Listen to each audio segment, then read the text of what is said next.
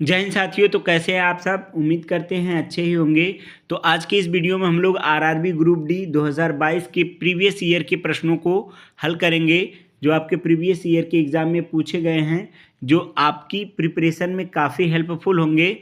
तो वीडियो को अंत तक देखिएगा। चलिए देरी न करते हुए वीडियो को शुरू करते हैं। तो आपका पहला प्रश्न है कि जिप्सम को गर्म करने पर एक रासायनिक यौगिक यक्स तैयार किया जाता है, जो एक सफ़ेद चूर्ण है, जो इसका प्रयोग अग्निरोधी पदार्थ के रूप में किया जाता है। तो यक्स क्या है? आपके ऑप्शन है baking soda, Dhawan soda, plaster of Paris और सोडियम हाइड्रोक्साइड। आपका सही जवाब होगा प्लास्टर ऑफ पेरिस। एक धारावाही परिनालिका के लिए इनमें से कौन सा कथन सही है? तो इसका उपयोग मृदु लोहे के टुकड़े को चुंबकित करने के लिए किया जाता है। दूसरा है कि एक छड़ चुंबक की भांति कार्य करता है। तीसरा है क्षेत्र रेखाएं संकेंद्रित वृत्त होती हैं। आपके ऑप्शन है एक और दो, एक और तीन दोनों, केवल दो, एक और दो दोनों और केवल एक। आपका सही जवाब हो जाएगा एक और दो दोनों। पंचायती राज व्यवस्था सबसे पहले भारत के किस राज्य में लागू की गई? आपके ऑप्शन है राजस्थान, पश्चिम बंगाल, मध्य प्रदेश, उत्तर प्रदेश। आपका सही जवाब हो जाएगा राजस्थान। देखिए, पंचायती राज व्यवस्था को 2 अक्टूबर 1959 को कहाँ पर? राजस्थान के नागौर जिले में तत्कालीन प्रधानमंत्री कौन थे उस समय?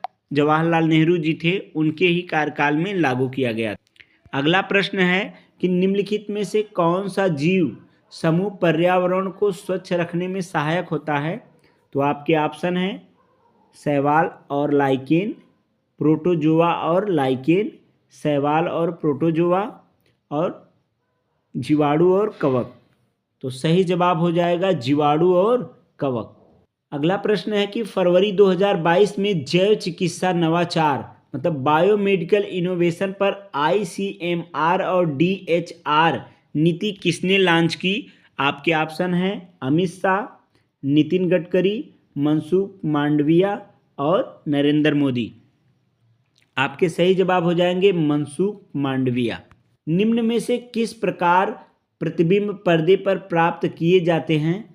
तो यहाँ पर ए है वास्तविक और बड़ा, वास्तविक और छोटा, आभासी और बड़ा, आभासी और छोटा। यह आपके ऑप्शन हैं ए और डी दोनों, सी और डी दोनों, ए और बी दोनों और बी और सी दोनों। तो जैसा आप सभी को पता है कि जो पर्दे पर प्रतिबिंब प्राप्त किया जाता है यह वास्तविक होना चाहिए, आभासी नहीं होना चाहिए। तो यानी वास्तविक और बड़ा और वास्तविक और छोटा, यह दोनों होंगे। तो यानी आपके ऑप्शन ए और बी दोनों सही होंगे। अगला प्रश्न है कि 1956 में राष्ट्रीय आय, उपभोग, व्यय, बचत और पूंजी निर्माण संबंधी डेटा को जारी करने के लिए नोडल एजेंसी है। तो आपके ऑप्शन है केंद्रीय सांख्यिकी कार्यक्रम, लोक परिसंपत्ति प्रबंधन कार्यालय, मौद्रिक नीति कार्यालय और केंद्रीय वित्तीय कार्यालय। सही ऑप्शन हो जाएगा केंद्रीय सांख्यिकी कार्यालय।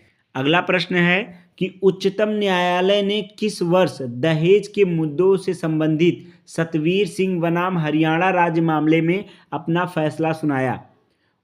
2019 में, 2020 में, 2021 में, 2022 में। आपका सही जवाब हो जाएगा 2021 में।